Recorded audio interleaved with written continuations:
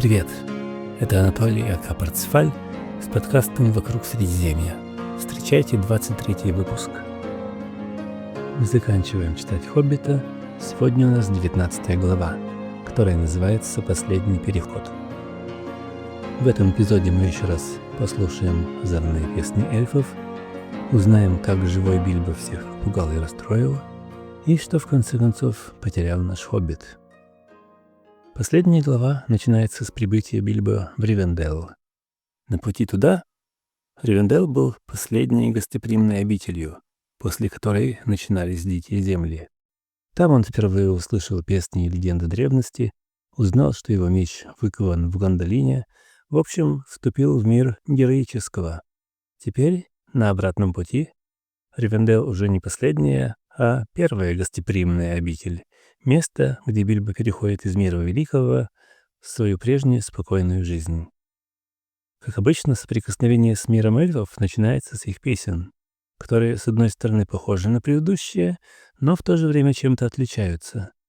Конечно же, они упоминают события из внешнего мира, гибель дракона, силу и богатство королевств, которые возвышаются и исчезают. Затем идет противопоставление всех тех великих событий жизни эльфов, по сравнению с которой те кажутся быстротечными и временными. Но трав здесь вечны, и воды струятся, а эльфы беспечны, и век веселятся. Эльфы живут в окружении того, что гораздо менее мимолетно, и они дорожат красотой природы, естественного, гораздо больше, чем искусственной красотой, созданной земными мастерами. Они предлагают отбросить все то, что считается важным во внешнем мире, власть, сокровища, славу, и вернуться к простоте их жизни. Ривендел в этом смысле является лекарством от драконьей болезни. Еще одна песня, которую поют эльфы, более шутливая. Они поют ее посреди ночи, как бы охраняя сон и покой Бильбо, но делают это так звонко, что тот просыпается. Хоть они и притворяются, что не хотят разбудить Бильбо, пусть песня тихонько звучит круговая, со сна не шуми, и так далее. Хоббит замечает, что от этакой колыбельной и пьяный гоблин проснется. На что эльфы смеются в ответ. «А ты своим храпом разбудишь окаменевшего дракона». Такая вот шутливая перепалка, призванная показать характер веселого народа, как называет их Бильбо. Эльфы обладают не только неземным величием, в них мы находим сочетание высокого и низкого, противоположностей, которые кажутся несовместимыми для человеческого опыта. После расставания с эльфами, Бильбо с Гэндальфом продолжает свое путешествие домой. Они откапывают золото троллей, и хотя Бильбо предлагает волшебнику забрать его полностью, тот предлагает его поделить. Вдруг пригодится. Как будто бы у него было какое-то предчувствие. Но в этом чуть позже. А пока что Бильбо видит родные края и, вдохновившись, экспромтом сочиняет стих. Может быть, пребывание у эльфов так на него повлияло? Может быть, приближение к родине и усталость после путешествия? Но если мы присмотримся к песне ближе, мы заметим очень интересную вещь.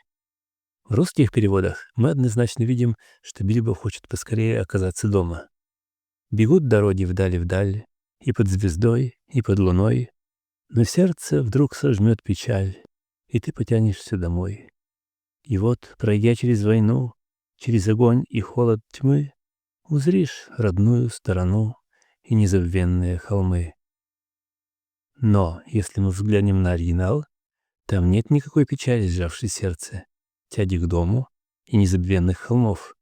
Русские переводчики, при всем уважении, умеют иногда приукрасить чувства. Если мы сделаем дословный перевод этого стиха, мы не найдем там никаких щемящих чувств. Дороги идут все дальше и дальше, под тучей и под звездой, и все же ноги, что блуждали, повернули, наконец, к дому вдали. Глаза, которые видели огонь и меч, и ужас в каменных залах, наконец-то смотрят на зеленые луга и деревья, и холмы, которые они давно знают.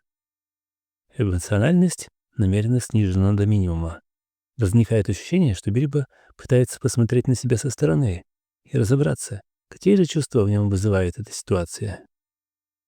И он не может определиться, что он чувствует. Хочет ли он поскорее вернуться к привычной жизни и оставить позади все, что с ним случилось? Или он, наоборот, боится, что будущая жизнь покажется скучной и пресной после всего, что он пережил? Он пытается разобраться в своих эмоциях, и это оказывается не так-то просто. И то, что происходит дальше, частично подтверждает его опасения, хотя уверен, что о таком он даже и не думал. Оказывается, все решили, что он пропал без вести, и решили распродать его имущество на аукционе. Их ошибочное заключение вполне понятно, и даже решение распродажи можно объяснить.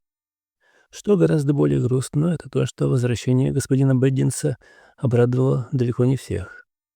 Тех, кто особенно крупно поживился на распродаже, убеждать пришлось особенно долго. Так, что Бильбо даже пришлось выкупать часть своих вещей. Тут-то и пригодилось золото троллей. Мы уже отмечали, что финальная победа у Толкина не означает окончательного исчезновения зла на Земле. Мы помним, что еще осталось много опасных тварей. Мы отмечали, что даже среди потомков Бьорна оказывались не совсем хорошие люди. Но нам, наверное, могло показаться, что уж возвратившись на родину, Бильбо наконец сможет расслабиться среди своих соотечественников. Увы, мы видим, что зло властно над всеми, даже над хоббитами, которым Толкин питал очень теплые чувства. Он знает, что все люди несовершенны и подвержены влиянию зла, каждый на своем уровне.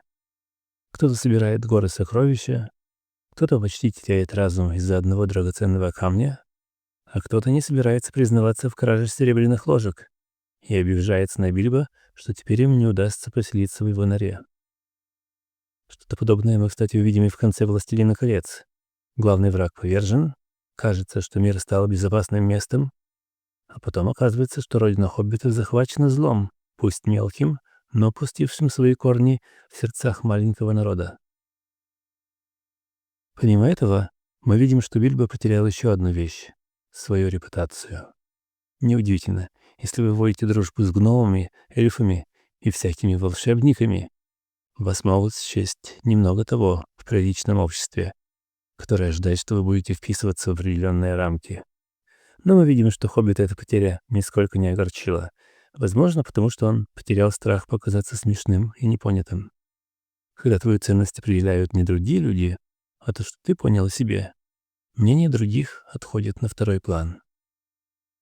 В конце нашей истории происходит еще один интересный разговор, когда к хоббиту в гости приходит Балин с Гэндальфом. Разговор идет о том, как преобразилась жизнь в горе и вокруг горы.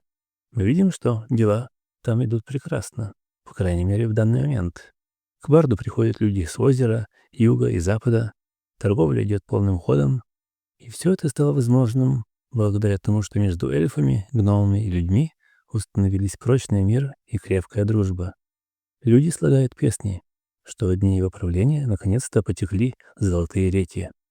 Таким образом, древние пророчества сбылись, чему Бильбо частично удивляется.